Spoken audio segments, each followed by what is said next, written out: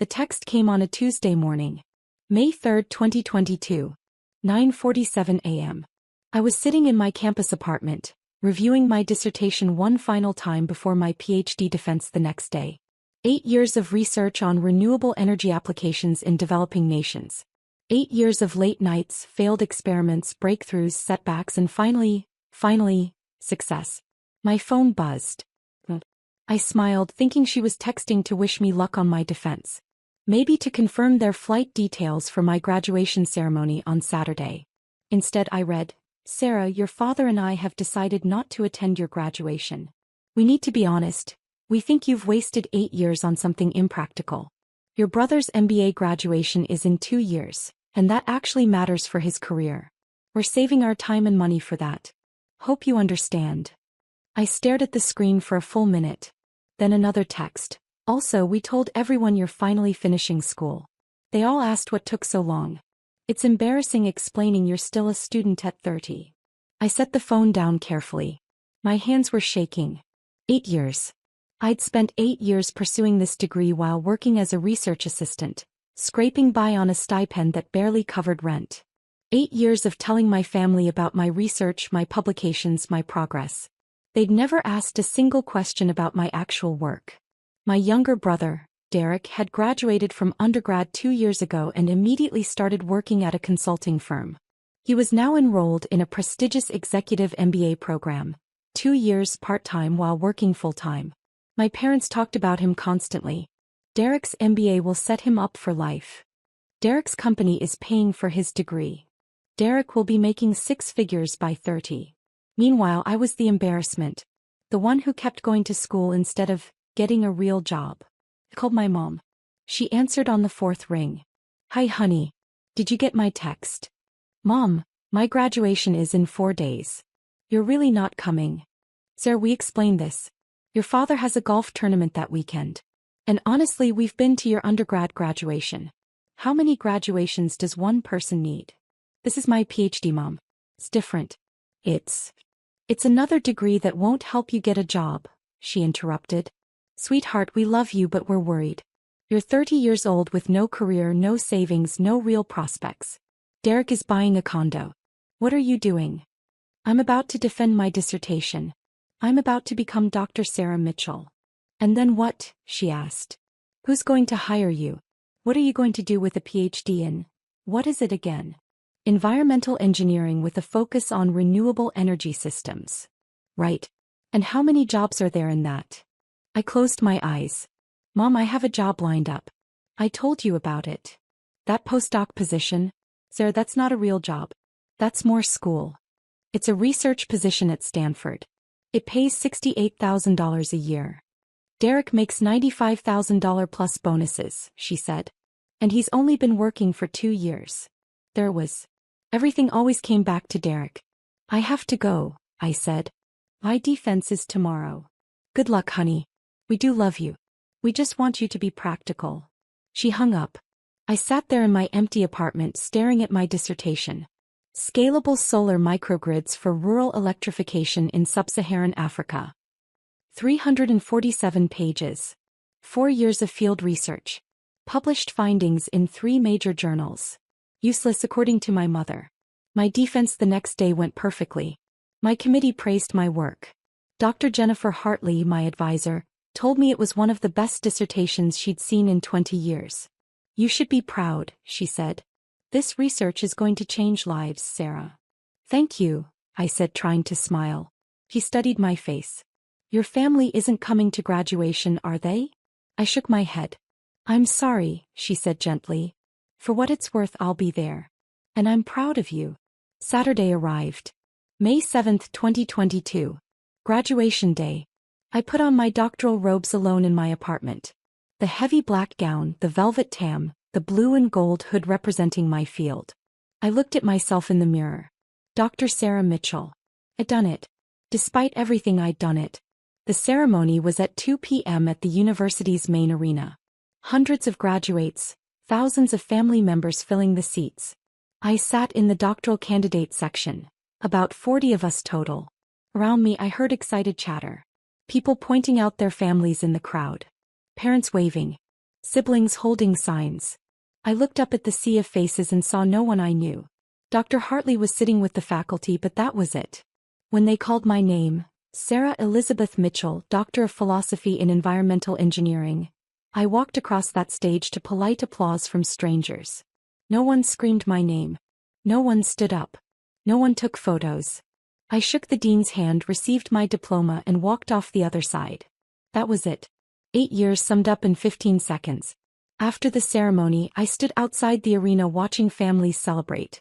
Flowers, balloons, tears of joy. Parents hugging their graduates, telling them how proud they were. I got in my 12-year-old Honda Civic and drove back to my apartment. That night, I ate takeout Chinese food alone and updated my LinkedIn profile. Sarah Mitchell, PhD. My mom texted at 8:30 p.m. Did it go okay? Not, congratulations. Not, we're proud of you. Just, did it go okay? I typed back, yes. She replied, good. Talk soon. That was it. Over the next 2 weeks, I packed up my apartment and moved to Palo Alto for my postdoc position at Stanford. Dr. Hartley had connected me with Dr. Robert Chin, who was running a groundbreaking lab focused on affordable renewable energy for developing nations. The work was exactly what I wanted: meaningful, innovative, challenging. I was developing solar microgrid systems that could be manufactured and installed cheaply in areas without reliable electricity. My parents called once during those first 3 months to tell me Derek had gotten promoted to senior consultant. He's really going places, my dad said. Making smart career moves. That's great, I said. How's your research thing going? It's going well. We just got approved for field testing in Kenya. Kenya. My mom's voice was skeptical. Why Kenya? Because 600 million people in sub-Saharan Africa don't have access to reliable electricity. My microgrids could change that. Silence. Then my dad, well, that's nice, honey. Very noble. Derek's company just signed a contract with a Fortune 500 company. Big commission for him. I stopped telling them about my work after that. 6 months into my postdoc, something unexpected happened. I'd been collaborating with a small startup called SolarReach that was trying to commercialize renewable energy solutions for developing markets. They'd been struggling. Great technology, terrible business model. The CEO, Michael Torres, called me in November. Sarah, we're going under. We've got maybe 2 months of runway left. But your microgrid design, it's revolutionary.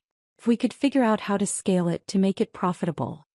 I'm a researcher, not a business person, I said. You know what I mean. Just keep it professional. Don't make it about family stuff. Derek, do you actually know what I do at the museum? You work there. Museum stuff. Look, I gotta go. Just don't make things weird, okay? He hung up. I sat there for a long moment, then pulled up the museum's website. My bio was prominently featured on the leadership page.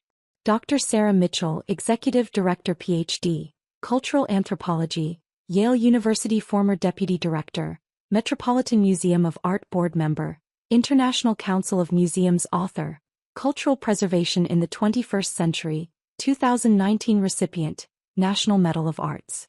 There was a professional photograph of me at my desk, the museum's soaring atrium visible through the window behind me. Contact information. A detailed CV. Derek had never looked. Not once in 4 years. January 13th arrived cold and bright. I dressed carefully that morning. A tailored charcoal suit, minimal jewelry, my hair pulled back in a professional bun. I looked exactly like what I was. A senior executive in one of the world's most important cultural institutions. At 9:45 a.m. Jennifer briefed me. Congresswoman Chen's motorcade just arrived. Security is escorting her up. Her chief of staff, 2 aides and a press liaison. Press. They want photos of her with the international flags in the main hall. Good optics for her arts and culture subcommittee work. Of course. This was as much about her political profile as genuine interest in museums. At 9:58 a.m. my desk phone rang. Security. Dr. Mitchell, Congresswoman Chen's party is in the main lobby. Ready for you. I'll be right down. I took the elevator to the ground floor. The museum wasn't open to the public yet. We had an hour before the doors opened. The vast main hall was empty except for the security detail, Rebecca Chin and her staff. Rebecca looked polished and professional in a navy dress and blazer. She was speaking with her press liaison, gesturing toward the soaring architecture, clearly planning her photo angles. I approached quietly. Her chief of staff, a sharp-eyed man in his 40s, noticed me first. "Dr. Mitchell," he said, extending his hand. "Tom Bradford, Congresswoman Chen's chief of staff. Thank you for accommodating this tour." "Of course." I shook his hand, then turned to Rebecca. "Congresswoman Chen, welcome to the Smithsonian National Museum of Natural History. I'm Dr. Sarah Mitchell, Executive Director." Rebecca turned, her political smile in place. "Dr. Mitchell, thank you so much for—" She stopped. Her smile froze. Her eyes widened slightly. "Mitchell?" she said. "Sarah Mitchell?" "Yes." "As in, Derek's sister Sarah Mitchell?" "Yes." The silence that followed was profound. Tom Bradford looked confused. The aides exchanged glances. The press liaison kept her camera ready, uncertain whether to photograph this moment. I didn't realize. Rebecca's professional composure was cracking at the edges. "Derek said you worked at a museum. He didn't mention that I run it?" I finished gently. "No, he wouldn't have mentioned that. He doesn't actually know what I do here." Rebecca's face cycled through several expressions: embarrassment, confusion, realization. "The executive director. You're the executive director of the Smithsonian Natural History Museum. One of 19 Smithsonian museums, yes. This is my primary responsibility." Tom Bradford, to his credit, recovered quickly. "Congresswoman, shall we begin the tour? Dr. Mitchell has generously set aside 2 hours for us." "Yes," Rebecca said, but she was still staring at me. "Yes, of course." I led them through the museum, starting with the main exhibitions.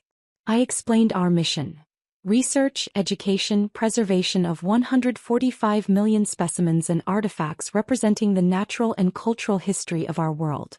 I showed them our research facilities, where hundreds of scientists conducted groundbreaking work in biology, geology, anthropology, and paleontology. Rebecca asked intelligent questions. She was clearly well briefed on cultural policy issues, and despite her evident discomfort, she engaged professionally with the material. In the ocean hall, standing beneath the model of the North Atlantic right whale, I explained our role in climate change research and public education. "We're not just a museum," I said. "We're a research institution. Our scientists publish over 600 peer-reviewed papers annually. We advise Congress on environmental policy, cultural preservation, and scientific research funding." "Congress," Rebecca repeated. "You advise Congress?" "Yes. I've testified before the House Appropriations Committee 3 times in the past 2 years. Most recently on the importance of funding for cultural diplomacy programs." Tom Bradford made a note on his tablet. "The Congresswoman chairs the subcommittee on arts and culture. I'm surprised your testimony didn't cross our desk." "It may have," I said. "I testified as Dr. Mitchell, Executive Director, not as Derek's sister." Rebecca flinched. We continued to the anthropology collections. I showed them artifacts from every continent, explained our repatriation programs for indigenous cultural objects, discussed the ethical complexities of museum collections built during colonial periods. "These are conversations the museum world is grappling with globally," I said. "Which is why the International Museum Directors Summit is so important. We need to coordinate our approaches to decolonization, climate change, digital access, and cultural preservation." "The summit," Rebecca said. "That's tomorrow night." "Yes. The opening reception is at the National Gallery, but we're hosting several working sessions here over the following 3 days. 50 directors from 32 countries. And you're coordinating this?" "I'm the host director, yes. I'll be giving opening remarks and moderating 2 of the panel discussions." We walked through the Butterfly Pavilion, the Hall of Fossils, the Human Origins exhibit. With each stop, I explained not just what visitors saw but the research behind it, the educational programming, the community outreach, the digital initiatives that brought our collections to millions of people worldwide. By the time we reached my office suite on the 3rd floor, Rebecca looked shell-shocked. "Would you like to see where the administrative work happens?" I asked. She nodded mutely. My office overlooked the National Mall. The walls were lined with books, anthropology texts, museum studies journals, cultural policy papers. My desk held neat stacks of reports, a framed photo of me receiving the National Medal of Arts from the president, and a small fossil ammonite my mentor had given me when I finished my PhD. "This is where you work," Rebecca said, more to herself than to me. "Yes. Though I spend as much time in meetings, at donor events, testifying on the Hill, or visiting our research stations around the world." Tom Bradford was taking notes more frantically now. "Congresswoman, this would be an excellent partnership opportunity. Dr. Mitchell's work aligns perfectly with your subcommittee priorities." "Yes," Rebecca said faintly. "I can see that." Jennifer knocked and entered. "Dr. Mitchell, the secretary's office called. They need your input on the French delegation's request. Tell them I'll call back in 20 minutes. Also, the director of the Louvre would like to schedule a pre-summit call with you. This afternoon if possible." Dr. Mitchell has been named to Forbes' 30 Under 30 list, received the UN's Sustainable Development Innovation Award, and has published groundbreaking research in renewable energy applications. She represents the very best of what a Stanford education can achieve, using business as a force for positive change in the world. My heart was pounding. Please join me in welcoming Dr. Sarah Mitchell. I walked onto that stage into blinding applause. The screens showed my face, my name, my credentials. I walked to the podium looking out at 427 graduates and thousands of family members. And there in section 114 row 22 I saw them. My mother standing up to applaud, frozen mid-clap. Her mouth open. Her face white. My father beside her, gripping the armrest of his seat. Staring. Derek in the graduate section on his feet with everyone else, his face a mixture of shock and something else. Pride maybe? My mother grabbed my father's arm, exactly like in my imagination. Her knuckles were white. I smiled and began my speech. "Thank you, Dean Morrison, for that incredibly generous introduction. And congratulations to the MBA class of 2026. You've worked incredibly hard to be here today and you should be proud." My voice was steady. Strong. Nothing like the uncertain grad student who'd walked alone across a stage 4 years ago. 4 years ago I stood on a different Stanford stage receiving my PhD. It was the culmination of 8 years of research, thousands of hours of work and more failed experiments than I can count. I paused, looking directly at section 114. My parents didn't come to that graduation. They told me my PhD was impractical. A waste of time. They said my 8 years of education didn't matter because it wouldn't lead to a real career. The stadium was silent. They weren't entirely wrong. A PhD doesn't guarantee success. It doesn't guarantee wealth. It doesn't even guarantee you'll find a job in your field. I saw my mother's hand go to her mouth. But here's what my PhD did give me. It gave me the skills to solve complex problems. It taught me how to think critically, how to fail productively, how to persist when everyone says something is impossible. It gave me the foundation to build something meaningful. I clicked to my first slide. A photo of a village in Kenya, lit up at night by our microgrids. This is Kibera, a village outside Nairobi. 2 years ago this village had no electricity. Children studied by candlelight. The medical clinic couldn't refrigerate vaccines. Small businesses closed at sunset. Next slide. The same village transformed.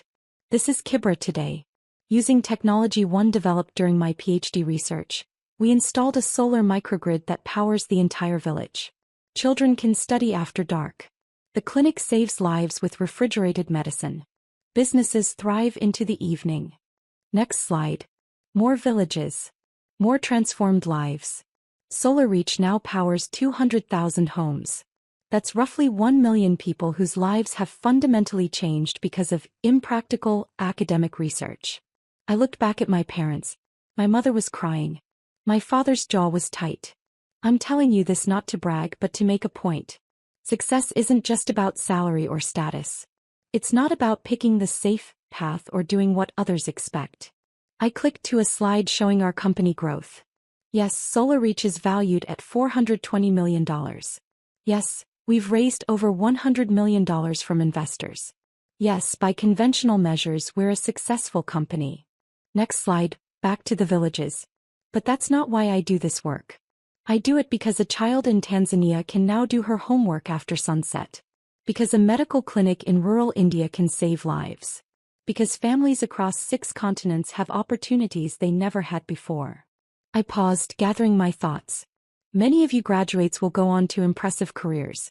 High salaries, prestigious titles, corner offices. And that's wonderful.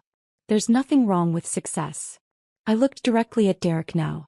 But I challenge you to also think about impact. About purpose. About using your Stanford education, your privilege, your skills, your opportunities, to make the world genuinely better. Derek was staring at me with an expression I couldn't read. Because here's the truth. The work that matters most is often the work that looks impractical at first. The research that goes nowhere for years before it breaks through. The startup that nearly dies 5 times before it succeeds. The path that makes your parents worry because it's not safe or conventional. My voice softened. Some of you have families here who don't fully understand what you've accomplished. Who measure success only in dollar signs. Who compare you to siblings or friends or neighbors. I saw my mother wipe her eyes. That's okay. You don't need their approval. You need your own conviction. You need to believe that the work you're doing matters even when no one else sees it yet. I clicked to my final slide. Our company mission statement. Power for people, purpose for profit. In closing, I want to say this. Your MBA gives you tools. What you build with those tools is up to you. You can build wealth. You can build status. You can build security. I smiled. Or you can build something that changes lives. Something that solves real problems. Something that matters in ways that can't be measured by quarterly earnings. I looked out at all 427 graduates. You're some of the most talented, educated, privileged people in the world. Don't waste that privilege on work that doesn't fulfill you. Don't spend your life chasing someone else's definition of success. Final pause. Find the problem that breaks your heart. Then fix it. That's what your education is for. I stepped back from the podium. Congratulations, class of 2026. Thank you. The stadium erupted in applause. Standing ovation. Thousands of people on their feet. But I was only watching 3. My mother was sobbing into my father's shoulder. My father was staring at me like he'd never seen me before. And Derek was clapping, his face split in a huge grin, shaking his head in amazement. I walked off the stage. Dean Morrison grabbed my hands backstage. That was extraordinary. Absolutely extraordinary. We've never had a response like that. Thank you, I said, but I barely heard her. My mind was racing. What happened now? Did I find my family in the crowd? Did I wait for them to find me? Did I leave? The ceremony continued. Degrees were conferred. Names were called. Derek walked across the stage. Derek Michael Mitchell, Master of Business Administration. And I felt a complicated mix of emotions. Pride because he'd worked hard for this.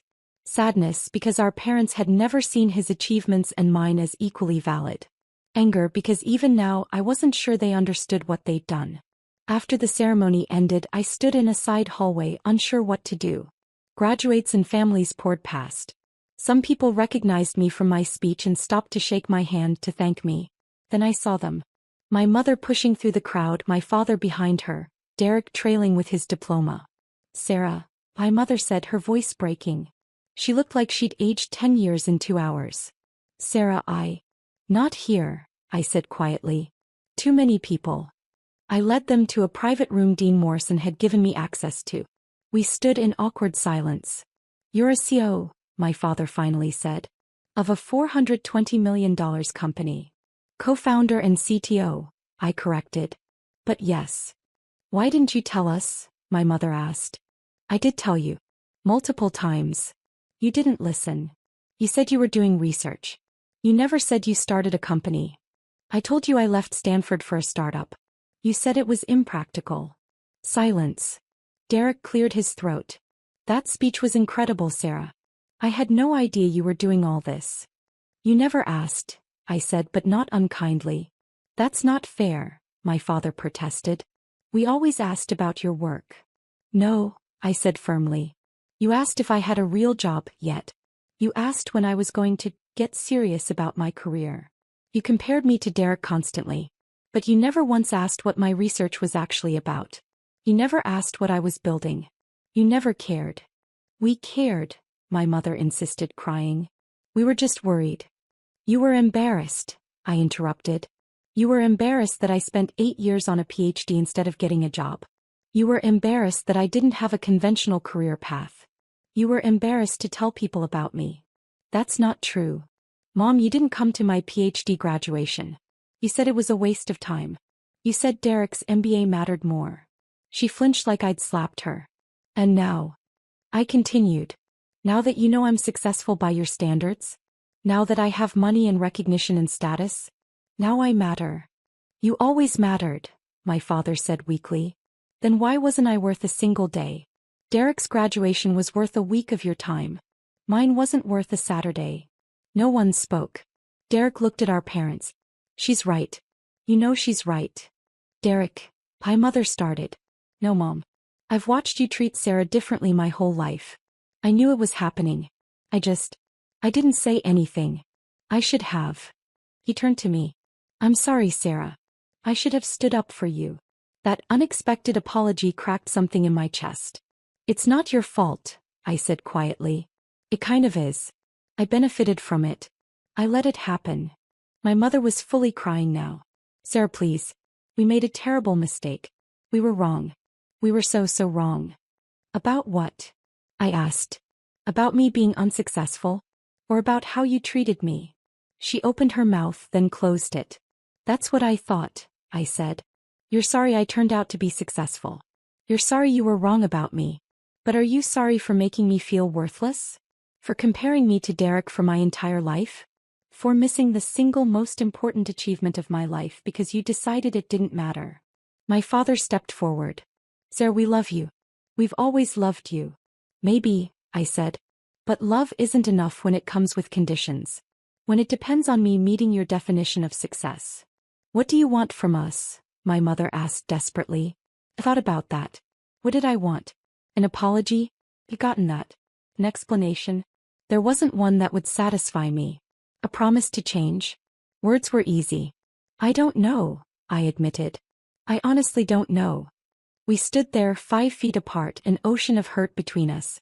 I have to go, I said finally. I have a dinner with Dean Morrison and some faculty. Can we talk later? My father asked. Can we try?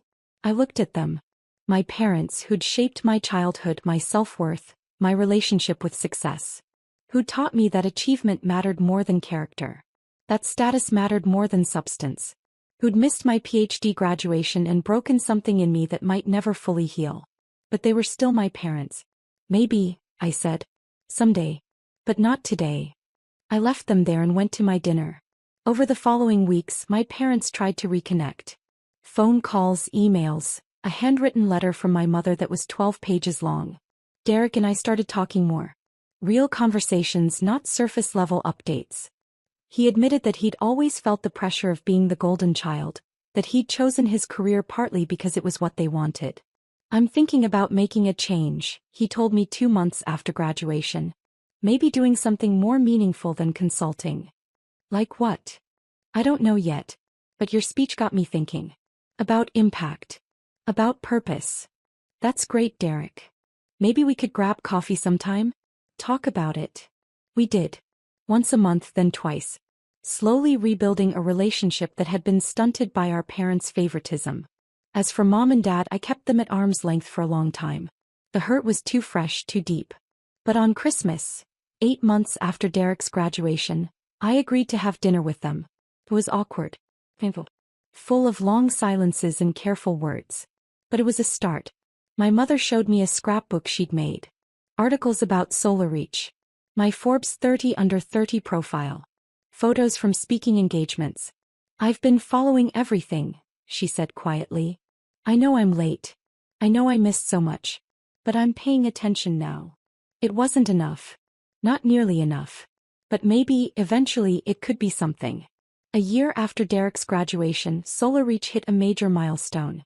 We'd powered our millionth home. 1 million homes. 5 million people with access to reliable electricity who'd never had it before. Michael and I stood in our office, looking at the map showing all our installations spread across 47 countries. We did it, he said. We did, I agreed. My phone buzzed. A text from my mother. Saw the news about the millionth home. Sarah, I am so incredibly proud of you. Not because of the number or the success, but because you're changing people's lives. You were right. Your PhD wasn't useless. It was the foundation for something extraordinary. I'm sorry it took me so long to see it. I stared at the text for a long time. Then I typed back, "Thank you, Mom." It wasn't forgiveness. Not completely. But it was acknowledgement. Progress. That night I went home to my apartment and pulled out my PhD diploma. I'd kept it in a drawer for 4 years, too painful to display. Now I hung it on my wall. Dr. Sarah Mitchell, Doctor of Philosophy in Environmental Engineering. Not useless. Never useless. The foundation for everything I'd built. Everything I'd become. I thought about that lonely graduation day. Sitting in the arena watching families celebrate while I sat alone. Walking across the stage to silence. It had hurt so much. But it had also taught me something crucial. My worth didn't depend on anyone's approval. Not my parents, not society's, not even my own family's. My worth came from the work itself. From the problems I solved. From the lives I changed. From the villages lit up at night because of research my parents called impractical. From the children studying after sunset because of technology they said was useless. From the impact I made in the world because I'd refused to let their judgment define me. I'd walked across that stage alone 4 years ago. But I'd walked across Stanford's stage last May as Dr. Sarah Mitchell, CEO of a company changing the world. And that made all the difference.